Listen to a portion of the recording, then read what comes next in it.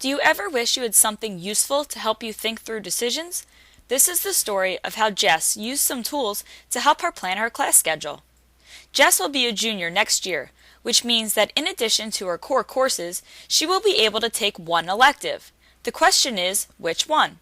When her best friend Leah asked if she figured out her courses yet, Jess replied, "I can't make up my mind." So here's the problem. Jess loves drawing and would like to take an art class, but he's worried that it will seem lame when she applies to college. She could take something like computer science, which would look good, but she doesn't think it'd be much fun. To help her decide, Jess sketches out the pros and cons of taking an art class. This helps Jess get her thoughts on paper, but she still doesn't know what to do, so she decides to get some input from her parents. Her mom says, "I don't think a fine arts class is such a bad idea." Her dad says, "Me either. It would be a good way to show your flair and develop your interests and abilities. But have you thought about taking Intro to Computers as preparation for a future graphic arts class? Or what about taking a drafting course?" Jess is glad she talked to her parents, but now she has even more possibilities in her head. If anything, she feels that she is further from a decision than she was before. She decides to share her situation with Mr. Jones, a teacher that she knows and trusts. Mr. Jones shows Jess how to draw a table to capture her thinking. She begins by identifying 3 alternatives: art, drafting, and computer programming. She also identifies 3 values that are important to her: enjoyment of the class, how it will look to a college, and how it will position her for future high school classes.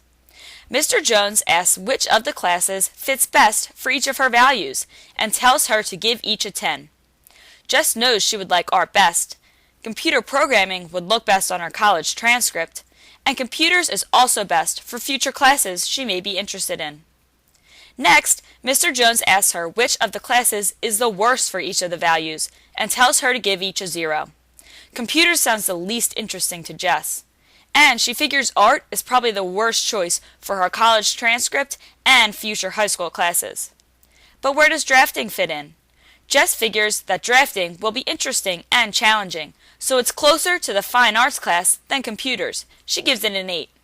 She thinks that drafting will look good on her transcript, but not quite as good as computers, so she gives it a 7. And she feels like drafting sets a good foundation for future courses, about halfway between fine arts and computers.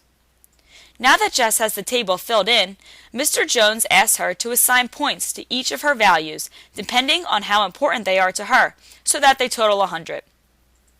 Jess says enjoyment is most important to her, but not that much more important than future classes she could take. College transcript comes last because she has time to work towards that over the rest of her high school career. Mr. Jones puts the 2 tables together to create a weight and rate table that has all of Jess's information. Then, Mr. Jones multiplies the weight by the rating for each class. And then he adds up each course's column to find its total value to Jess.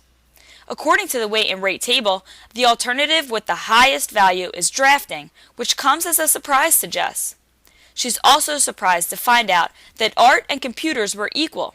This explains some of why it appeared to be such a difficult choice. It really was a tough struggle between head and heart.